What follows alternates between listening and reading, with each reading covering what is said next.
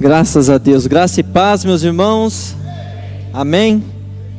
Um amém, dois aleluia, um glória a Deus. Estamos bem, glória a Deus. Irmãos, noite especial, estarmos aqui. Nós vamos compartilhar algo de Deus com você essa noite, mas eu tenho que te dizer, irmão, hoje eu preciso muito de você. Hoje eu estou meio desastrado, irmão, não sei o que está acontecendo. De manhã eu quase caí na rua. Aí a gente foi almoçar, os pastores aqui depois do culto da manhã. Eu virei um prato de comida em cima da moça na praça da alimentação, irmão. Meu Deus, foi terrível. Eu não sei o que está acontecendo não. Então se cair uma xícara hoje aqui, é brincadeira. Mas amém, irmãos, vamos falar da mensagem, da palavra de Deus nessa noite. Eu queria que você abrisse a sua Bíblia no livro de João, o Evangelho segundo escreveu João, o capítulo é o 6. E para ficar melhor ainda a situação, eu estava com a camiseta da CVP. Eu acho que ela nunca vem aqui mais. Se ela conheceu, ela não vem mais aqui. Poxa vida. Mas amém. Eu espero que o pastor não tenha visto essa parte da live. Graças a Deus. Acharam, irmãos? Amém? Glória a Deus. E antes de a gente começar a ler, você pode curvar sua cabeça? Vamos orar, pedir para que Deus continue falando conosco? Deus e eterno Pai, eis aqui a tua igreja, eis aqui o teu filho Jesus. Nessa hora nós nos colocamos, meu Deus, em total dependência daquilo que o Senhor tem para fazer em nosso meio nessa noite. Que o nosso coração seja moldado e preparado pelo teu Espírito Santo, Jesus. Em todos os lugares que o Senhor está nesse momento, o Senhor está na Europa, o Senhor está nos Estados Unidos, o Senhor está do outro lado do mundo, o Senhor também escolheu estar em Poços de Caldas, na comunidade Vitória e Paz. E nós acreditamos que se o Senhor está aqui no nosso meio, algo vai acontecer, que nessa noite seja uma noite de marco, de renovo para as nossas vidas. Deus, nós pedimos isso em nome do teu Filho, amém. João capítulo 6, a partir do verso 1 diz assim, olha: após essas coisas, Jesus partiu para o outro lado do mar da Galileia, que é o mar de Tiberíades, e uma grande multidão o seguia, porque eles viam seus milagres, que operava sobre os enfermos. E Jesus subiu ao monte e assentou-se ali com seus discípulos, e a Páscoa, a festa dos judeus, estava próxima. Então Jesus, levantando os seus olhos e vendo que uma grande multidão vinha até ele, disse a Filipe: onde nós compraremos pão para que esses possam comer?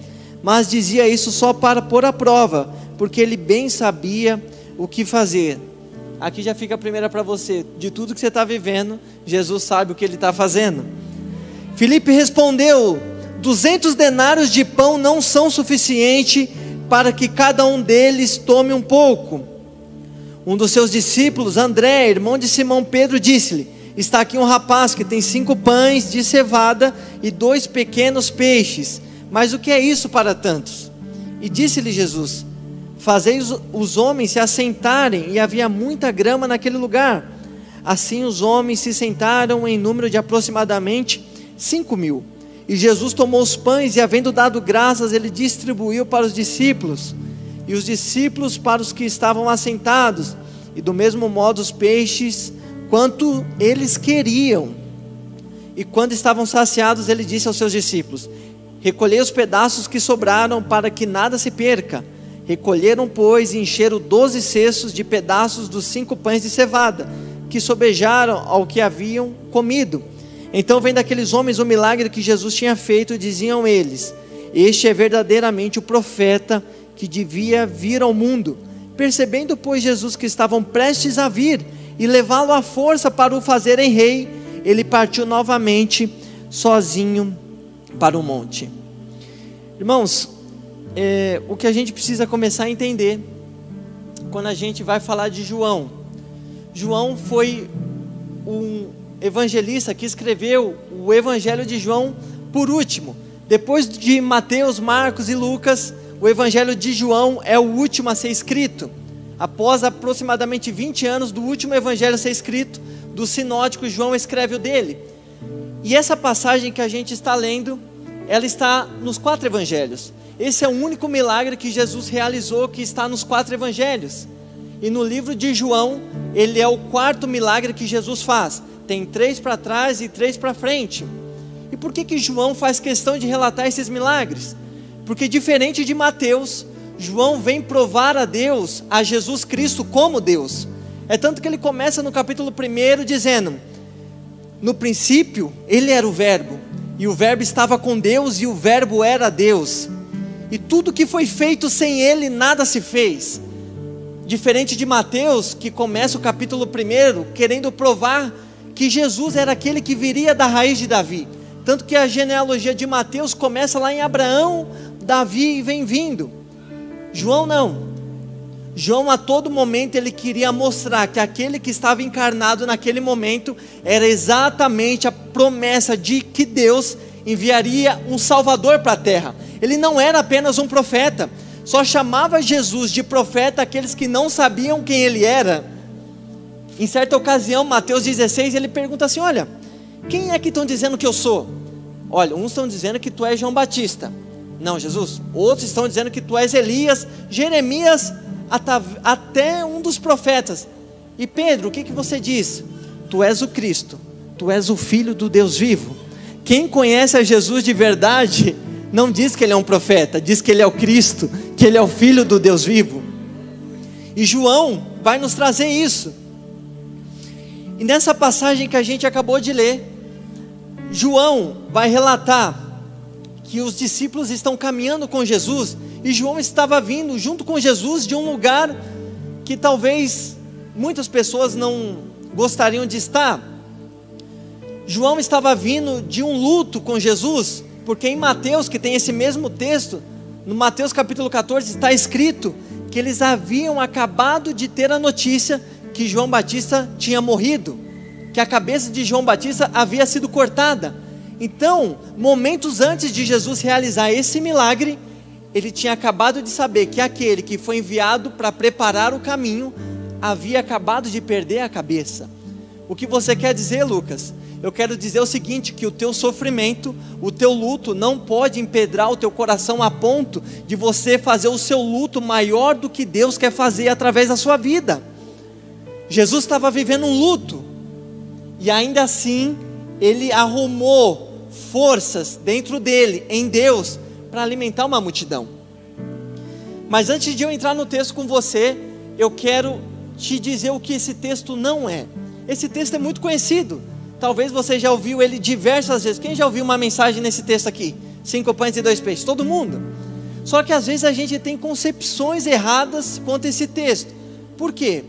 Porque esse texto é muito fácil da gente levar ele para o lado legalista.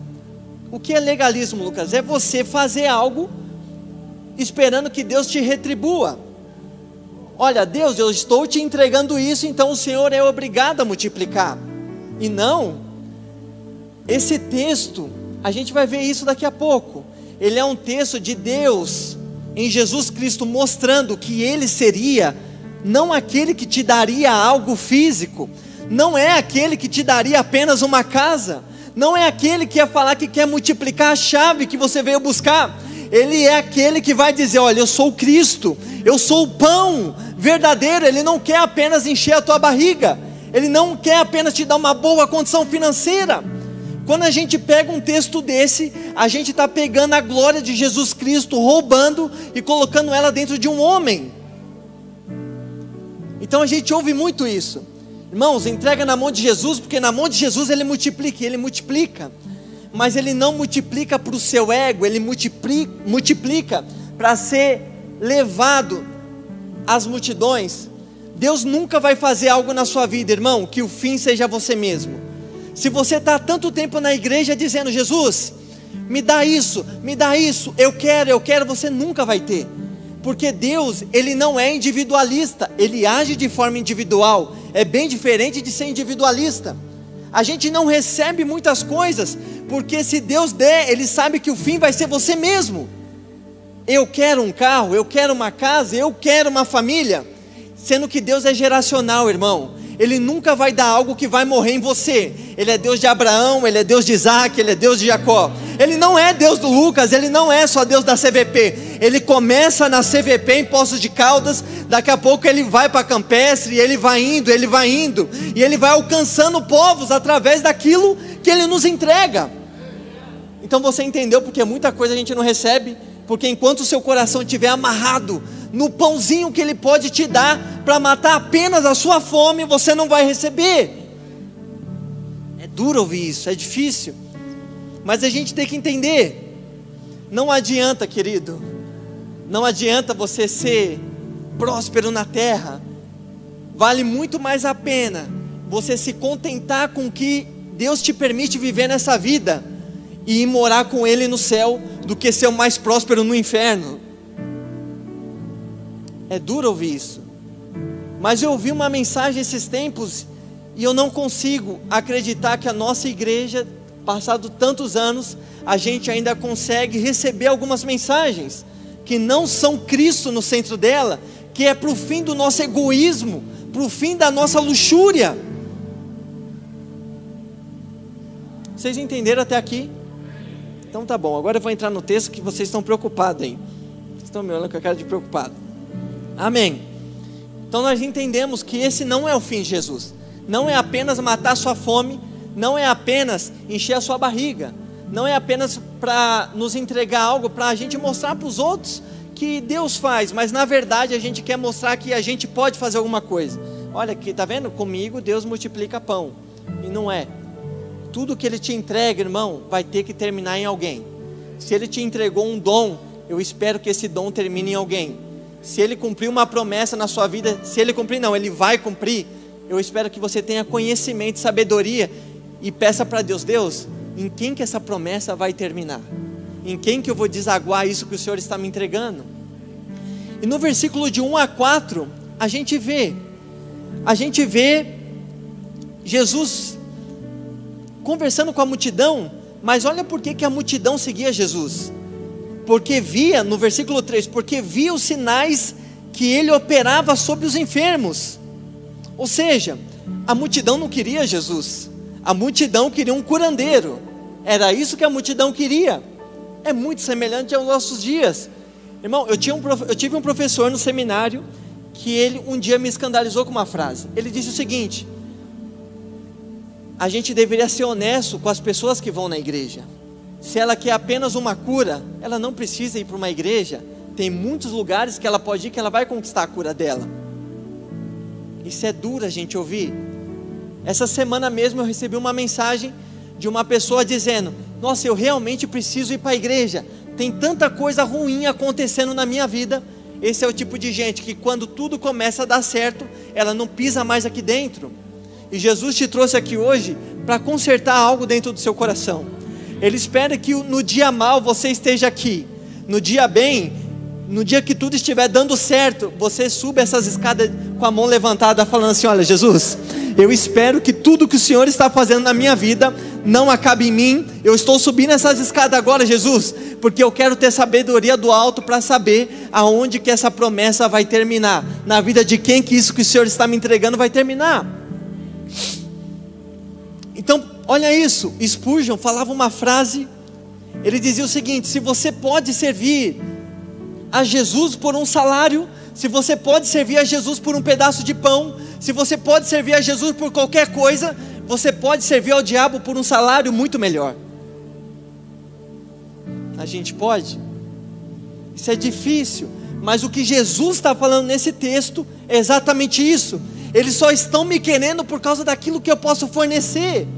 Eles estão querendo apenas encher a barriga, e daqui a pouco eles vão precisar de novo, e de novo, e de novo. Enquanto eu quero dar alimento forte, um alimento que se ele comer, ele nunca mais vai precisar ficar mendigando pão para ninguém.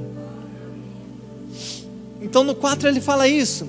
Aí no 5, olha o que Jesus fala: levantando os olhos, viu uma grande multidão que vinha ter com ele Filipe. Diz assim: aonde compraremos? E ele disse a Filipe: onde compraremos pão, Filipe?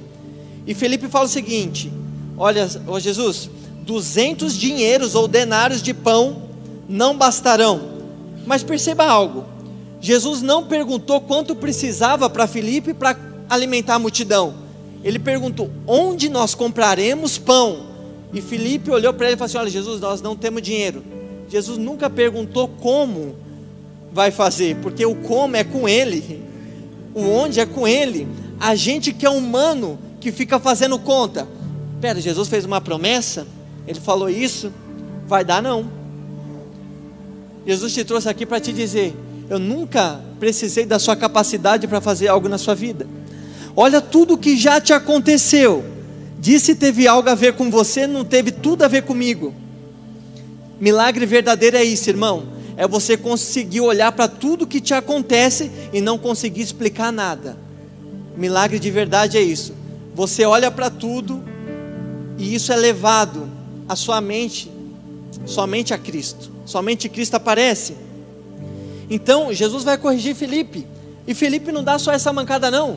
No capítulo 14, no versículo 8, Jesus está falando as últimas coisas antes de ele ser morto. E Jesus está falando: eu sou aquele que havia de vir, vocês têm que olhar para o Pai. Aí Filipe olha e faz de novo assim: ó, Jesus, então mostra-nos o Pai. Aí Jesus olha: Filipe, capítulo 14, versículo 8, até agora você não percebeu que quem vê a mim vê ao Pai? Irmãos, a gente caminha com Jesus, a gente está na igreja, Jesus está dia após dia falando, e a gente consegue não reconhecer o que Ele está fazendo no nosso meio. Então é isso que Jesus diz. E sabe o que eu percebo? Na nossa vida, às vezes a gente olha para Jesus e pergunta: Jesus, será que Tu podes fazer? A questão não é se Jesus pode, irmão. A questão é: você acredita que Ele pode? Você acredita de verdade que Ele pode? Eu não estou falando que Ele não vai fazer na tua vida, eu estou falando que Ele vai fazer, mas a motivação que está no seu coração tem que ser a correta. E a questão não é se Ele pode fazer, Ele já mostrou que Ele pode. A questão é: você acredita? Certa vez chegaram para ele, um homem chegou para ele e falou assim: olha, Jesus, eu tenho um filho que está endemoniado, os teus discípulos já tentaram repreender e nada aconteceu, tu podes fazer alguma coisa? Jesus disse: se eu posso, tu crês? A questão não é se Jesus pode, irmão, a questão é se você acredita que Ele pode fazer na sua vida. E olha isso, no versículo de 8 a 10, após isso, e um dos seus discípulos, André, irmão de Simão Pedro, disse-lhe: está aqui um rapaz que tem 5 pães de cevada e 2 peixinhos, mas o que é isso para tantos? E disse Jesus: manda assentar os homens. E havia muita relva naquele lugar. Assentaram-se, pois, os homens em número de quase 5.000. E aqui eu vejo algo maravilhoso. Vem um menino e fala assim: olha, ô tio, eu tenho 5 pães aqui, 2 peixes, pães de cevada. Pão de cevada era pão de pobre, rico comia pão de trigo. Mas era um menino, e a Bíblia fala que era uma multidão de quase 5.000. Naquela época só se contava quem era homem para ir para a guerra, só se contava os homens, e homem que podia ir para a guerra, acima de 20 anos de idade. Então quando esse menino vem e fala que tem 5 pães e 2 peixes, a providência está vindo por quem menos parecia possível. Sabe o que eu quero dizer? Talvez você seja alguém que está aqui hoje, mas você nunca foi contado entre aqueles que poderia fazer algo. Talvez você está aqui hoje e você é fruto de alguém que disse que a sua vida nunca daria certo dentro da sua casa. Talvez você está aqui hoje e você é fruto de um relacionamento aonde não queriam te ter, na verdade. Você trabalha em um lugar aonde estão te deixando lá porque não pode muita coisa sair daí. A provisão de Jesus naquele momento veio por alguém que nem contado entre a multidão estava. Você consegue ligar isso com algo na sua vida? Eu queria que você pensasse no pior momento da sua vida, irmão. Pensa no pior momento que você tem que viver. Você pensou aí? No pior momento que você teve que viver. Se você conseguiu pensar nisso, é porque você venceu. Você chegou até aqui, talvez debaixo de um descrédito de um homem, de palavras. nem contado entre os 5.000 você estava, mas Jesus olhou para você e disse: é através desse menino que eu vou alimentar todo mundo. Ninguém espera nada. Alguém olhou e falou assim: vai ser pregador? Vai nada. Vai dar trabalho? Vai cantar? Vai nada. Vai servir no voluntário? Vai nada. Ele não tem jeito para nada, não sabe nem falar. E Jesus está falando: é com você que eu estou contando. Ninguém está contando com você, mas é com você que eu estou contando.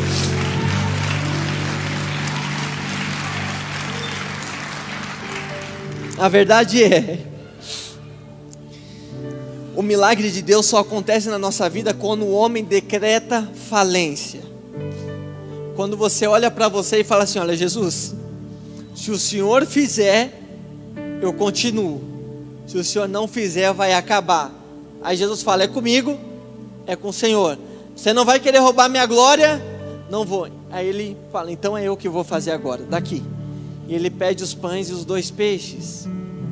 Talvez se tivesse dinheiro naquela hora, talvez se tivesse uma padaria. Imagina você chegar numa padaria e falar assim: ó, irmão, me vê 20.000 pães aí. Só que era muito mais, porque está escrito que todo mundo comia o tanto que queria. A gente leu isso, era muito mais. Irmãos, a gente olha para a Bíblia e a gente não consegue explicar, porque é Deus quem faz. Ele simplesmente faz, e Ele não precisa dar justificativa para ninguém, porque Ele é soberano. Ele faz do jeito dele, na hora dele, no tempo dele, do jeito que Ele quer, da forma que Ele deseja, com quem Ele quer, aonde Ele quer.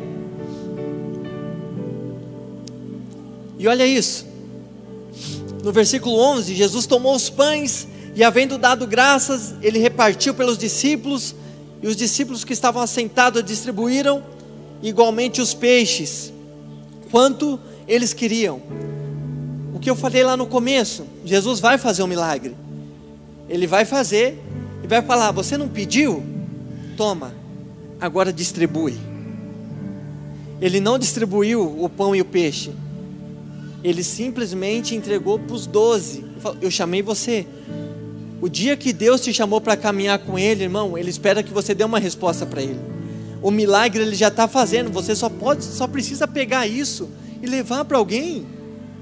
O milagre já está feito, não é você que vai alimentar, você só vai entregar o alimento. Essa era a função dos discípulos naquele momento. E no 12, olha que maravilhoso: e quando estavam saciados, disse aos seus discípulos: recolhe os pedaços que sobraram, para que nada se perca. Recolheram, pois, e encheram 12 cestos de pedaços dos 5 pães de cevada que sobraram daqueles que haviam comido.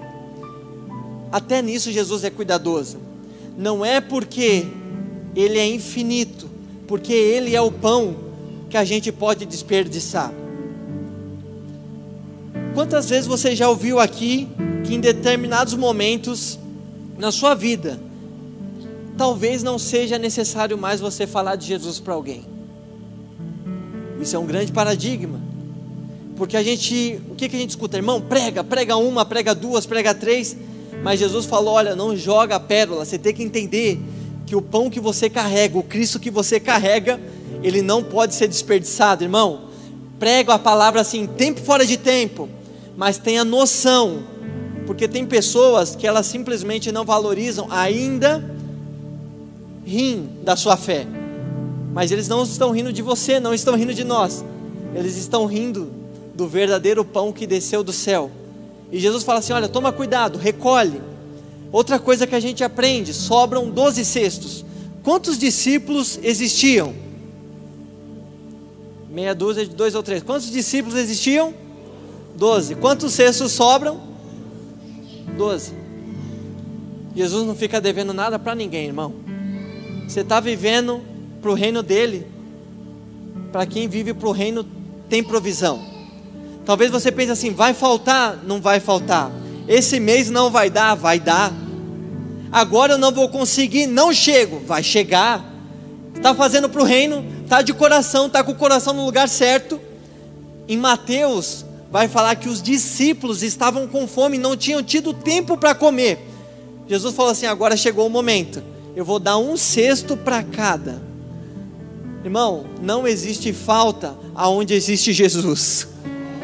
Eu não acredito nisso. Não existe falta onde existe Jesus. Não existe. Existe provisão. Para essa igreja aqui, tudo que ela viveu está no coração de Deus. Nunca vai faltar nada, porque é Ele que sustenta. Ele nunca te chamou para sustentar nada. Ele falou assim: a minha igreja, a igreja dele, é Ele que sustenta. Se Ele te chamou, Ele está dizendo: é eu que te sustento. Olha isso, quando Jesus está passando em frente aonde se colhia os impostos, está Mateus sentado, cobrando imposto para Roma. E Jesus olha para ele e diz o que? Olha, vem, larga tudo, vem e me segue. Naquele momento a Bíblia fala que Mateus nem pensa, ele simplesmente levanta e sai caminhando atrás de Jesus. Sabe por quê? Porque ele sabia que aquele que chamou ele para caminhar era suficientemente capaz de prover tudo que ele ia precisar durante o caminho. Tudo. Quando Jesus te chamou para caminhar, que você levantou do seu banco e resolveu seguir, pode ter certeza que Ele já tinha providenciado tudo que você vai precisar para a sua vida. E eu vou encerrar com isso, no 14 e no 15. Vendo pois aqueles homens o sinal que Jesus tinha feito, diziam: este verdadeiramente é o profeta, que devia vir ao mundo. Sabemos pois, Jesus, que haviam de vir levá-lo para o fazerem rei. Jesus se retirou, e ele foi só para o monte. O que aconteceu nesse texto, querido? O povo viu Jesus fazer esses milagres, já tinham visto ele fazer vários milagres. Fala assim: esse daí é o profeta que estava prometido lá em Deuteronômio capítulo 15, se você for ver, capítulo 18, versículo 15, que está prometido o Messias que havia de vir. Então o que eles queriam? Olha, esse daí era o rei que deveria de vir, está multiplicando, vai ser o nosso rei, e agora sim vai dar tudo certo. Porque o que eles queriam? Queriam barriga cheia, irmão. Self-service todo dia, pão e peixe na faixa, 0800. Não, esse daí é o cara que vai enfiar uma lança no peito de Herodes. Esse daí é o que vai trazer julgamento. Muito pelo contrário, Jesus veio à terra para sofrer com uma lança sendo atravessada nele. Jesus não veio julgar naquele momento, ele veio sofrer um julgamento por causa da sua vida, por causa da nossa vida. Ele não veio estabelecer um reino físico. O reino dele está aí do seu lado, é totalmente espiritual. O pão dessa passagem não é apenas o que mata a sua fome terrena, mas aquele que te garante a vida eterna. Você pode se colocar de pé? O pão que Jesus multiplica era uma simbologia do que ele seria para nós. Após a sua morte e a sua ressurreição, agora hoje nós podemos, e a gente celebra isso uma vez por mês aqui na igreja, o corpo de Cristo. A cruz, irmão, foi uma vitória disfarçada de uma aparente derrota. O teu Jesus foi à cruz não porque ele era fraco. Ele falou assim: ninguém tira a minha vida, eu é que dou. O seu Jesus, aquele que andou sobre o mar, aquele que multiplicou pão, que repreendeu demônios, que fez tantas coisas, ele não é um fracote, que foi morto, que mataram Deus, não.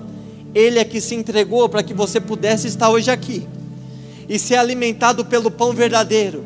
O pão que você come, você nunca mais vai ter fome. Lucas, mas como você chega a essa conclusão que é isso que significa essa passagem? No próprio capítulo 6 de João, está escrito o seguinte, no capítulo 6:35, e Jesus respondeu, no mesmo capítulo: eu sou o pão da vida. Você não está satisfeito? No versículo 6, no capítulo 6, no 48, Jesus diz: eu sou o pão da vida. Você não está satisfeito? No mesmo capítulo, no 6, no versículo 51, ele diz: eu sou o pão vivo que desceu do céu, se alguém comer deste pão, ele vai viver eternamente. A multiplicação dos pães foi Jesus falando: eu vou alimentar toda a humanidade, e tudo aquilo que eu vou fazer vai sustentar eles e ainda vai sobrar para quem quiser mais. Você consegue entender a maravilha do que é isso? Desse texto, dessa passagem. Hoje Cristo te trouxe aqui porque Ele escolheu te saciar mais um pouco. Ele te trouxe aqui para te dizer: olha, o que você tem nas mãos é pouco, é suficiente para mim.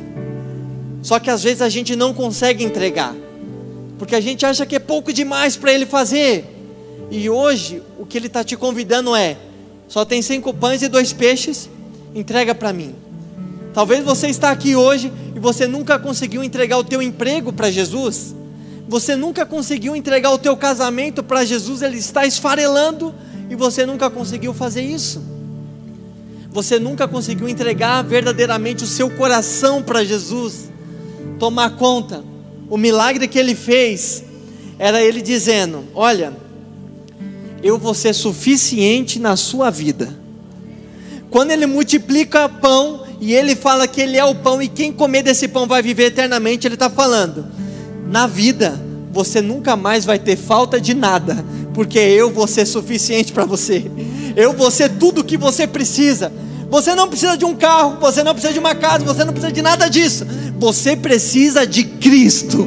Você precisa do Filho do Deus vivo. Você consegue entender isso, CVP? Quem acredita nisso, eu quero que você levante as suas 2 mãos e você vai repetir comigo.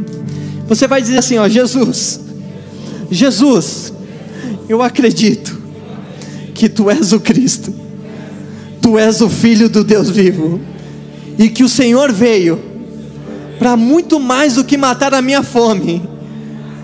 O Senhor veio para me dar a vida eterna. Você acredita nisso? Aplaude a Deus, aleluia.